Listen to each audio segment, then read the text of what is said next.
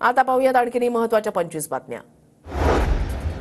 मुंबईच्या बीकेसीमध्ये हायकोर्टाच्या नव्या इमारतीचं भूमिपूजन होणार। भूमिपूजनाच्या कार्यक्रमासाठी सरन्यायाधीश डी.वाय. चंद्रचूड मुंबईमध्ये। चिपळूण दौऱ्याच्या दरम्यान अजितदादांकडून आमदार शेखर निकम यांची भेट। शेखर निकम चिपळूण मतदारसंघाचे राष्ट्रवादीचे आमदार। विधानसभेच्या आचारसंहितेपूर्वी राज्यामधल्या महत्त्वाकांक्षी प्रकल्पाचं काम सुरू करण्याचं नियोजन। 45,000 कोटींच्या प्रकल्पांचं पंतप्रधान मोदींच्या हस्ते उद्घाटन करण्यासाठी हालचाली। केंद्रीय निवडणूक आयोगाचे मुख्य आयुक्त राजीव कुमार 26 सप्टेंबरपासून 3 दिवस मुंबई दौऱ्यावर।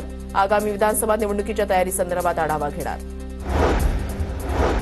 ठाकरे गटाचे माजी आमदार नरेंद्र दराडेंवर नाशिकमध्ये गुन्हा दाखल। तोत्यागिरी केल्याच्या आरोपामध्ये सरकारवाडा पोलीस ठाण्यामध्ये दराडेंविरोधात गुन्हा।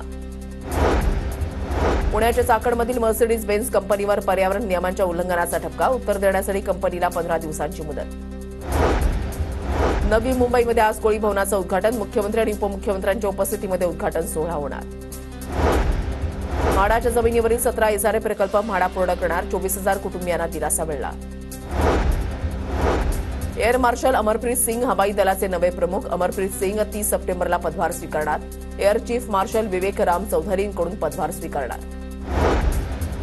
मुंबईतील अंधेरीच्या राजाचं आज विसर्जन होणार। दुपारी 1 वाजेपर्यंत वर्सोवातल्या समुद्रामध्ये अंधेरीच्या राजाचं विसर्जन होणार। उद्या अमरावती जिल्ह्यामधल्या विदर्भाच्या राजाची विसर्जन मिरवणूक। भव्य विसर्जन मिरवणुकीसाठी तब्बल 14 ढोल ताशे पथक तयार।